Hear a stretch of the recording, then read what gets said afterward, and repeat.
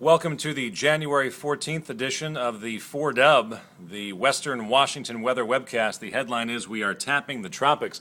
How you doing? I'm meteorologist Paul Diano in the KOMO 4 Weather Center. We're tapping into some tropical air, keeping us above normal temperature-wise, but also going to keep the rain chance around for about the next week. Let's talk about that as to what's going on in the atmosphere.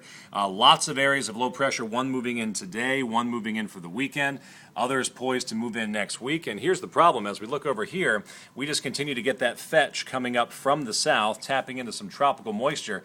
And here's what it means for our forecast. We're looking at a chance of rain just about every day over the next week. There's our extended forecast.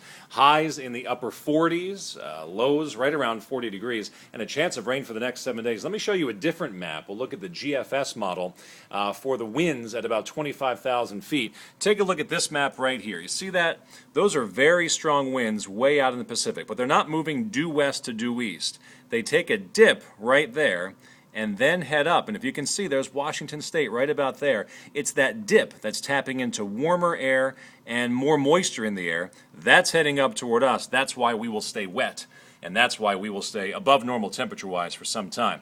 Now, that tap of the tropics is really going to shift to the south. If you have friends or family in Southern California, this is a hazards map from the Climate Prediction Center. They look out several weeks to see where is the worst weather going to be and where could we have potential problems like flooding.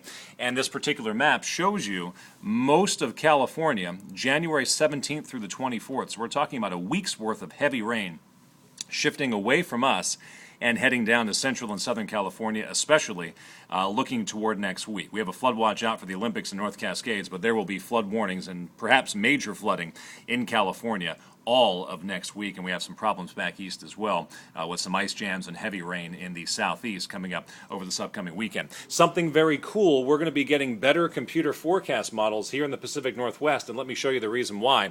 It is a plane called the Gulfstream. It's the NOAA Gulfstream 4.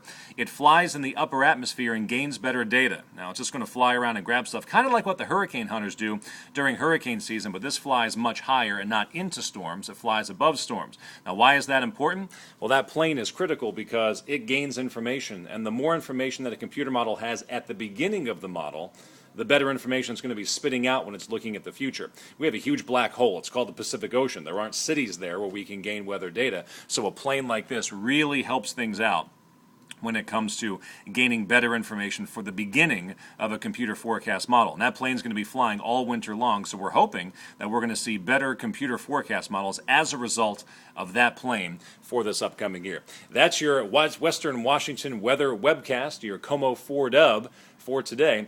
Check in often, subscribe to it, and hang out because we're going to be doing a little bit more than just your forecast here on the web, and you can take it with you. Tell your friends about it as well. So that's the 4Dub for today. Take care. I'm meteorologist Paul Diano.